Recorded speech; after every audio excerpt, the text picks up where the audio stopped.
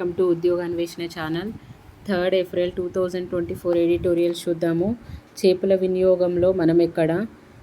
చేపల సాగు ప్రస్తుతము ఏమాత్రం గిట్టుబాటు కావడం లేదని ఆక్వా రైతులు తీవ్ర నిరాశలో ఉన్నారు. ఇలాంటి తరుణంలో ఇటీవల తీపి కబురు ఒకటి వినిపించింది. దేశీయంగా చేపల వినియోగం పెరిగినట్లుగా తాజా అధ్యయనం వెల్లడించింది. దేశీయంగా వార్షిక తలసరి చేపల వినియోగము 2005-21 మధ్య కాలంలో 4.9 కేజీల నుంచి 8.89 కేజీలకు పెరిగినట్టుగా ఇటీవలి సర్వే వెల్లడించింది. భారతీయ వ్యవసాయ పరిశోధన మండలి (ICMR), దాని అనుబంధ జాతీయ మత్స్య అభివృద్ధి సంస్థ (NFDB), వ్యవసాయ పరిశోధన బోధన శాఖ DARE, ప్రపంచ మత్స్య పరిశోధన సంస్థ సంయుక్తంగా ఈ సర్వే నిర్వహించింది. ఎవరెవరు ఈ సర్వే చేశారంటే ICMR ఒకటి, తర్వాత NFDB ఒకటి, ఆ తర్వాత ప్రపంచ మత్స్య పరిశోధక సంస్థ సంయుక్తంగా ఈ సర్వేను నిర్వహించింది. దీని ప్రకారంగా భారతదేశంలో చేపలు తినే జనాభా 2005-21 మధ్య కాలంలో 73 కోట్ల నుంచి 96 కోట్లకు పెరిగిందని, ఈ నివేదిక రూపొందించే సమయానికి మొత్తం జనాభా 2005లో 111 కోట్ల నుంచి 2021కి 134 కోట్లకు పెరిగిందని అంచనా వేశారు. కోట్ల మందికి ఉపాధి. ఇండియాలో ఏటా 1.41 కోట్ల మెట్రిక్ టన్నుల చేపలు ఉత్పత్తి అవుతున్నాయి. అందులో 1.18 కోట్ల మెట్రిక్ టన్నులు, దాదాపుగా 84% దేశీయంగానే వినియోగం అవుతున్నాయి. మిగిలిన ఎగుమతులకు, ఆహారేతర అవసరాలను మళ్లుతున్నాయి. ప్రపంచ మత్స్య ఉత్పత్తిలో 8% వాటాతో ఇండియా మూడో స్థానం. అంటే ఇండియా మత్స్య సంపదలో ఏ స్థానంలో ఉన్నదంటే మూడో స్థానంలో ఉన్నది. 8% వాటా ఎంత ఉంటే మొత్తం ఉత్పత్తిలో 8% వాటా. ప్రపంచ మత్స్య ఉత్పత్తిలో మన వాటా 8%. చైనా, ఇండోనేషియా మనకన్నా ముందున్నాయి. మనము మూడో స్థానం అనంటే చైనా మొదటి స్థానము, ఇండోనేషియా రెండో స్థానంలో ఉంది, మూడో స్థానంలో ఇండియా ఉంది. ఫస్ట్ ప్లేస్లో చైనా ఉంది, రెండో ప్లేస్లో ఇండోనేషియా ఉంది, థర్డ్ ప్లేస్లోనేమో ఇండియా ఉంది. ఇది అన్నట్టు ఈ ముందు వరుసలో అంటే ఇవి మంచినీటి మత్స్య ఉత్పత్తి పరంగా ఇండియాకు ప్రపంచంలో రెండో స్థానము దాఖలు పడింది. అయితే ప్రపంచ దేశాల తలసరి వినియోగము 20.5 కేజీలతో పోలిస్తే చేపల వినియోగంలో ఇండియా ఇప్పటికీ చాలా వెనుకబడింది. ప్రస్తుతము చేపల స్థూల వినియోగంలో భారత్ ప్రపంచంలో మూడో స్థానంలో ఉన్న తలసరి వినియోగంలో 183 దేశాల సరసన 123వ స్థానానికి పరిమితమవుతుంది. అభివృద్ధి చెందుతున్న దేశాల తలసరి వినియోగము 14.94 కేజీలతో పోల్చిన భారత్ చాలా వెనుకంజలో ఉంది. దేశీయంగా త్రిపుర రాష్ట్రము 27 కేజీల తలసరి చేపల వినియోగంలో దేశంలోనే అగ్రభాగం. అంటే ఎక్కువ చేపలు తినేది ఏది? మన దేశము ప్రపంచంలో చూస్తే మన దేశం 123వ స్థానంలో ఉంది. కానీ అదే మన దేశంలో చూస్తేనేమో త్రిపుర అనేది త్రిపుర అనే రాష్ట్రము అగ్రస్థానంలో ఉంది. అంటే తలసరిగా 27 కేజీలు వీళ్ళు చేపలను వినియోగిస్తున్నారు.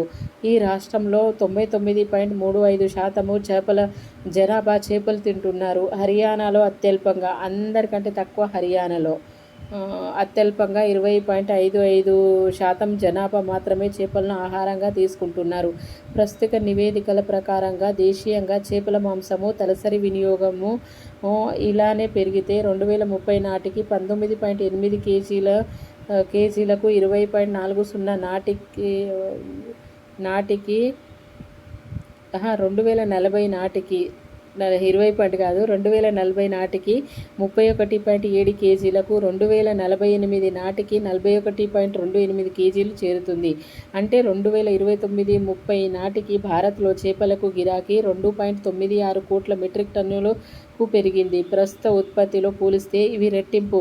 ఇక దేశీయంగా చేపల అవసరము 2040 నాటికి 5 కోట్ల మెట్రిక్ టన్నులు, 2048 నాటికి 6.8 కోట్ల మెట్రిక్ టన్నులు చేరుతుందని అంచనా. దీనికి తగ్గట్టుగా ఇండియాలో చేపల ఉత్పత్తిని పెంచాల్సి ఉంది. అయితే ఇప్పటికీ మన దేశంలో 40 లక్షల హెక్టార్ల నుంచి నీటి వనరులకు నిరుపయోగంగా వదిలేస్తున్నాము. వాటిలోనూ చేప పిల్లలకు విడుదల చేస్తే ఇక 20 లక్షల టన్నుల చేపల ఉత్పత్తి పెరుగుతుంది.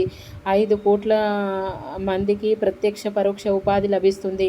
సముద్ర తీర ప్రాంతంలో మడ అడవుల విధ్వంసము, వాతావరణ మార్పుల వల్ల సముద్ర వేటలో తగినంత చేపలు దొరకడం లేదు. దీనికి పరిష్కారంగా సముద్ర మార్గంలో జరిగే దిగుమతి, ఎగుమతి సుంకాల నుంచి కనీసము 1% సముద్ర పర్యావరణ పర్యవేక్షణ, జీవన వైవిధ్య పరిరక్షణకు, సముద్ర మత్స్య ఉత్పత్తి పెంపుదలకు వెచ్చించాల్సిన అవసరం ఉంది. దీనివల్ల దాదాపుగా 5 కోట్ల మత్స్యకార జనాభా ఉపాధితో పాటు ఆర్థిక భద్రత చేకూరుతుంది. అవగాహన అవసరము. దేశీయంగా మత్స్య ఉత్పత్తిలో 28% సముద్ర వేట ద్వారా లభిస్తుంది. రాష్ట్రాల వారీగా ఆంధ్రప్రదేశ్ 44 లక్షల టన్నుల ఉత్పత్తిలో అగ్రభాగంగా నిలుస్తుంది. పశ్చిమ బెంగాల్, ఒడిశా, గుజరాత్, కర్ణాటక తదితర రాష్ట్రాలు తర్వాతి స్థానాల్లో నిలుస్తున్నాయి. మంచినీటి చేపల సాగు ఆంధ్రప్రదేశ్, పశ్చిమ బెంగాల్, ఒడిశాలో ఎక్కువగా, మిగిలిన రాష్ట్రాల్లో మంచినీటి వనరులు చేపలే సింహభాగము. దేశీయ ఆహార అవసరాన్ని తీరుస్తున్నాయి. చేపల వినియోగము ఎక్కువగా ఉన్న రాష్ట్రాల్లో ప్రజల ఆరోగ్య స్థితిగతులు బాగున్నట్టుగా ఇటీవలి నివేదిక వెల్లడించింది. చేపల వల్ల ఎన్నో ఆరోగ్య ప్రయోజనాలు ఉన్నట్టుగా వైద్యులు సైతం చెబుతున్నారు. దీనిపైన ప్రభుత్వాలు ప్రజల్లో విస్తృత అవగాహన కల్పించాలి. దేశీయంగా చేపల ఉత్పత్తిని మరింతగా పెంచేందుకు ఉన్న అన్ని అవకాశాలను పరిశీలించాలి. ఆ మేరకు ప్రత్యేక కార్యాచరణ ప్రణాళికను రూపొందించి పటిష్టంగా అమలు చేయాలి. ఇవి అండి ఈ రోజుకు సంబంధించిన చేపల వినియోగంలో మన స్థానము, మనం ఎక్కడున్నాం అనే దాని గురించి వివరాలు అనేది ఇవ్వడం అనేది జరిగింది. చూద్దాము నెక్స్ట్ ఆర్టికల్. పట్టాలెక్కని మహిళల కోట. రాజకీయ నాయకుల మాటలకు చేతలకు పొంతన లేకపోవడము భారత్లో రివాజు. మహిళలకు చట్టసభల్లో 3వ వంతు సీట్లను కేటాయించాలనే 106వ రాజ్యాంగ ఎన్నోవ రాజ్యాంగ సవరణ అని అడుగుతారు. ఇది 106వ రాజ్యాంగ సవరణ బిల్లును పార్లమెంటు నిరుడు ఆమోదించింది. ఇది అమలు కావడానికి ఇంకా సమయం పడుతుంది. ఈ నేపథ్యంలో ప్రస్తుతం ఎన్నికల్లో రాజకీయ పార్టీలు మహిళలకు ఎన్ని సీట్లు కేటాయిస్తారన్నది ఆసక్తిగా మారింది. దేశవ్యాప్తంగా సార్వత్రిక ఎన్నికలు వేడి రాజుకున్న క్రమంలో చట్టసభల్లో మహిళల కోటా అసలు విషయము మరోమారు చర్చనీయాంశంగా మారింది. జాతీయ, ప్రాంతీయ పార్టీలు వారికి ఎన్ని సీట్లు ఇస్తారన్నది ఇప్పుడు ఆసక్తి రేకెత్తిస్తుంది. చట్టసభల్లో 3వ వంతు సీట్లు మహిళలకు కేటాయించే రిజర్వేషన్ బిల్లు పార్లమెంటు నిరుడు ఆమోదించింది. 2026లో నియోజకవర్గాల పునర్విభజన పూర్తయిన తర్వాత ఈ బిల్లు అమలుకు వచ్చే అవకాశం ఉంది. అసలు అప్పటి వరకు ఎందుకు ఆగాలని బిల్లుపై చర్చ సందర్భంగా పార్లమెంట్లో కాంగ్రెస్ ప్రశ్నించింది. ఇప్పటికిప్పుడు మహిళల కోటాను అమలు చేయకుండా భాజపా ఎత్తులు చిత్తులు పన్నుతుందని ఆ పార్టీ దుమారం లేపింది. ప్రస్తుతం లోక్సభ ఎన్నికల్లో కాంగ్రెస్ పార్టీ 33% సీట్లు మహిళలు కేటాయించాలనడం ద్వారా భారతీయ జనతా పార్టీ ఇరుకున పడవచ్చు కదా. కానీ ఆ పార్టీ ఇలా చేయడం లేదు. ప్రస్తుతం ఎన్నికల్లో 3వ వంతు సీట్లను మహిళలకు ఎందుకు కేటాయించడం లేదో కాంగ్రెస్ పార్టీ జవాబు చెప్పుకోవాల్సి వస్తుంది. మరోవైపు దేశంలో 97 కోట్ల ఓటర్లో సగం మంది మహిళలే ఉన్నప్పుడు వారికి 50% సీట్లు కాకుండా 33% సరిపెట్టడం ఏమిటని చాలామంది విశ్లేషకులు ప్రశ్నిస్తున్నారు. ప్రాతినిధ్యం పెరుగుతుందా? కేంద్రము అధికారంలో ఉన్న భారతీయ జనతా పార్టీ ఇంతవరకు ప్రకటించిన లోక్సభ సీట్లలో 17% వరకు మహిళా అభ్యర్థులు నిలబెట్టింది. భాజపా తుది జాబితా వెలువడిన తర్వాత మొత్తము మహిళల అభ్యర్థులెందరో తెలుస్తుంది. 2014 లోక్సభ ఎన్నికల్లో పోటీ చేసిన మొత్తము 428 మంది భాజపా అభ్యర్థుల్లో 38 మొత్తము పోటీ చేసినారో 428, అందులో వచ్చేసి 38 మంది వీళ్ళే. ఇప్పుడు 2014 లోక్సభ ఎన్నికల్లో మహిళలు 2019 ఎన్నికల్లో ఆ పార్టీ మహిళల అభ్యర్థుల సంఖ్య 55కు పెరిగిందని 2019 ఎన్నికల్లో పెరిగింది. ప్రస్తుతం లోక్సభ ఎన్నికలకు కాంగ్రెస్ పార్టీ ఇంతవరకు ప్రకటించిన అభ్యర్థుల్లో మహిళలు 13% లోపే. అయినా సరే అధికారంలోకి వచ్చే వెంటనే పార్లమెంటు, శాసనసభల్లో మహిళలను 33% సీట్లను కేటాయిస్తామని ఆ పార్టీ ఎన్నికల ప్రణాళికలో పేర్కొంది. గడువు ముగుస్తున్న ప్రస్తుత లోక్సభలో మొత్తము 543 మంది సభ్యుల్లో 78 మంది మహిళలు ఉన్నారు. కొత్త లోక్సభలోనైనా మహిళల సంఖ్య ఏమైనా పెరుగుతుందేమో చూడాలి. ప్రజాస్వామ్య దేశాలన్నింటిలోనూ మొదటి నుంచి చట్టసభల్లో మహిళల ప్రాతినిధ్యం తక్కువే. ఈ విషయంలో ప్రపంచ సగటు 26.9%. భారత్లో ఇది కేవలం 14.3%. చాలా సంపన్న దేశాల కన్నా ఎంతో ముందుగానే భారత మహిళలకు ఓటు హక్కు కల్పించిన విషయాన్ని ఇక్కడ గమనించాలి. అసలు చట్టసభలకు మహిళలు అలంకరించడం ఏమిటని సాధారణ స్త్రీలకు ఎంతగానో స్ఫూర్తినిస్తుంది. అంతవరకు పురుషాధిక్యత అలవాలమైన దేశ రాజకీయాల్లో స్త్రీలు రాణిస్తే ఇది యావత్ మహిళా లోకాన్ని ఉత్తేజపరుస్తుంది. మహిళలకు చట్టసభల్లో సమప్రాతినిధ్యమని రాజకీయ పార్టీల వారికి ఉద్యోగాల్లో కోటాలను, నెలవారీ పింఛన్లను, ఇతర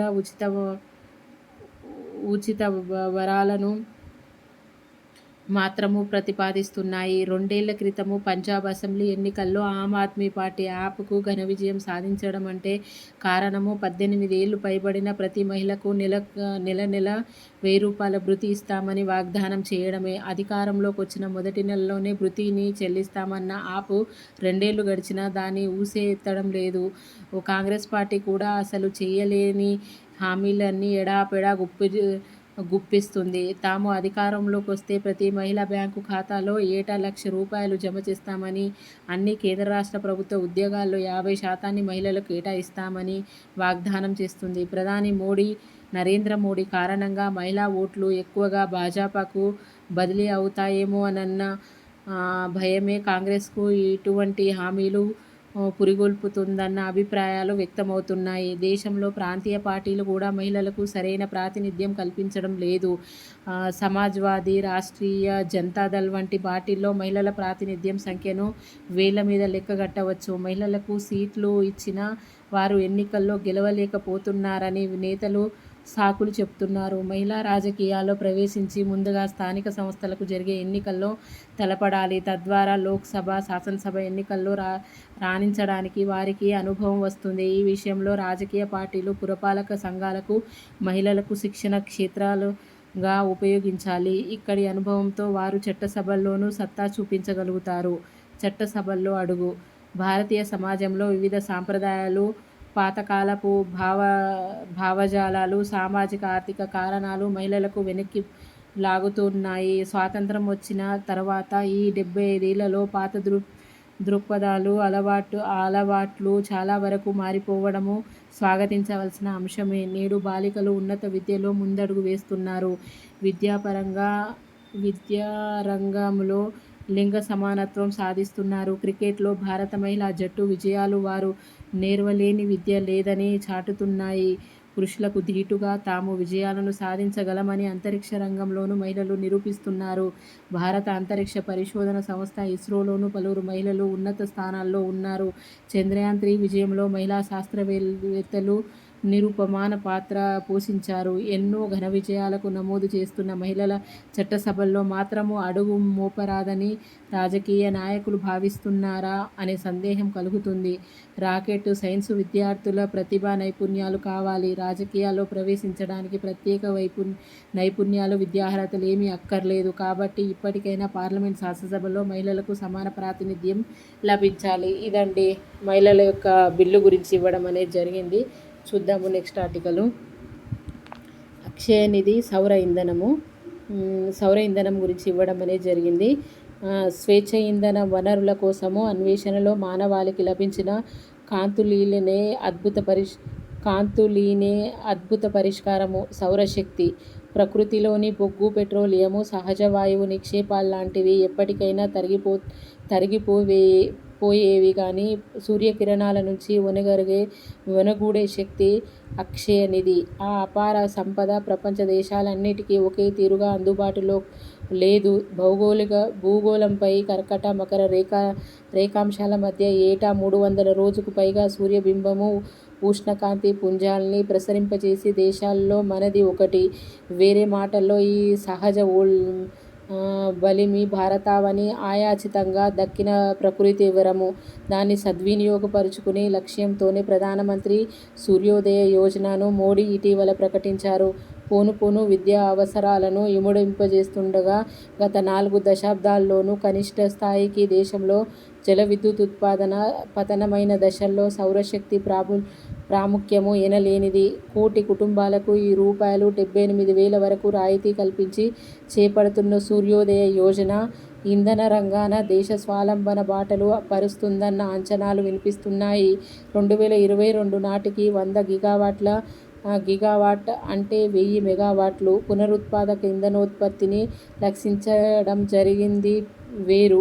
2026 వరకు ఆ గడువును పొడిగించిన భారత్ 2030లోగా ఏటా కనీసం 40 గిగావాట్ల అదనపు సౌరశక్తి సామర్థ్యాన్ని సంతరించుకోవాలని బృహత్తర లక్ష్యమును నిర్దేశించుకుంది. ఇటీవలి వరకు సోలార్ ఉపకరణల కోసము ప్రధానంగా చైనా, వియత్నాం, హాంకాంగ్, మలేషియాలపైన ఆధారపడిన ఇండియా ఇప్పుడిలా దిగుమతుల్ని తగ్గించుకోవడంపై దృష్టి పెట్టడము కీలక పరిణామం. గత ఏడాదిలో రూ. 16,000 కోట్లకు పైగా సౌర ఫలకాలకు అమెరికాకు ఎగుమతి చేసి కొత్త రికార్డు నెలకొల్పిన భారత్ దేశీయంగానూ సౌర ఉపకరణల అవసరాల్ని తీర్చగల కార్యాచరణను ఉరకలెత్తించాలి. సౌర విద్యుత్ ఉత్పాదన కావలసిన విడిభాగాల్ని దేశీయంగానే ఉత్పత్తయితే ఆ ఘనత ప్రగతి రథానికి వెలుగుబాటలు పరుస్తుంది.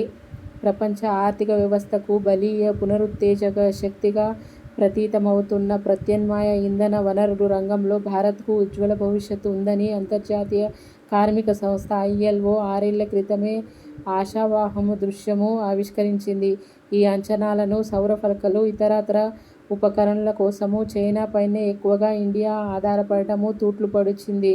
సౌర విద్యుత్తులోనూ చైనా స్థాపిత సామర్థ్యము 430 గిగావాట్లు అమెరికాది, 142 గిగావాట్లు జపాన్ది, 85 గిగావాట్లు సౌర ఫలకాల విషయంలో పరాధీనత భారత్దేనేమో 73 గిగావాట్లకే పరిమితం చేసింది. ఇప్పటికైనా వ్యూహాత్మక తప్పిదాన్ని సరిదిద్దే చర్యలను ప్రభుత్వము సంకల్పించడము దేశీయ ఉత్పాదక విభాగాలు, సంస్థల్లో నూతనోత్సాహం రగిలిస్తుంది. సూర్యోదయ యోజన స్ఫూర్తికి కొనసాగింపుగా దేశీయ అవసరాలు, ఎగుమతి అవకాశాలను సమర్థంగా అందిపుచ్చుకోగల సాధన సామర్థ్యాలను సౌర ఫలకాల ఉత్పాదక యూనిట్లకు ప్రభుత్వం సంతరింపజేయాలి. నాణ్యతలో ఎక్కడికా రాజీ పడకుండా సకాలంలో తయారీ లక్ష్యాలను అందుకునేలా తగినన్ని ప్రోత్సాహకాలు, పన్ను రాయితీలు కల్పించాలి. కాలువలు, పంట పొలాలపై సౌర ఫలకాల ప్రయోగాలను గుజరాత్ ఒరవడి దిద్దింది. తక్కిన రాష్ట్రాలన్నీ ఆ దిశగా ప్రోత్సహించాలి. సౌర విద్యుత్తును నిల్వ చేసే, తరలించే అవకాశాలపై విస్తృత పరిశోధనలు జరగాలి. అందులోనూ కృత్యమైతే దేశానికది గొప్ప వరమవుతుంది. ఇళ్లు, అపార్ట్మెంట్లు, గేటెడ్ కమ్యూనిటీ కాలనీలతో పాటు జపాన్ తరహాలోనే జలాశయాలపైన సౌర విద్యుత్ ఉత్పాదన కదం తొక్కాలి. ఇండోనేషియా, చిలీ, తైవాన్, న్యూజిలాండ్ ప్రభృత దేశాలు నీటిపై తేలియాడే సౌర విద్యుత్ ఉత్పాదక కేంద్రాలు నెలకొల్పుతున్నాయి. వాటికన్నింటికన్నా మిన్నగా రాణించగల సానుకూల అంశాలెన్నో భారత్కు ఉన్నాయి. ధీటైన వ్యూహాలు రూపొందించి అవి పకడ్బందీగా అమలుకు నోచుకునేలాగా ప్రభుత్వం విధి విధానాల్ని ప్రక్షాళిస్తే దేశ ఆర్థిక భవిష్యత్తు కాంతివంతమవుతుంది. ఇది సౌరశక్తి గురించి ఇవ్వడం అనేది జరిగింది. ఇప్పుడు ఈరోజు చూసిన ఆర్టికల్స్ అన్నీ ఇంపార్టెంటే. మీకు నచ్చితే ఈ ఛానల్ని లైక్ చేయడం మర్చిపోకండి. ప్రిపేర్ అవుతున్న మీ ఫ్రెండ్స్కి ఈ ఛానల్ గురించి తెలియజేయండి. సబ్స్క్రైబ్ చేసుకోండి.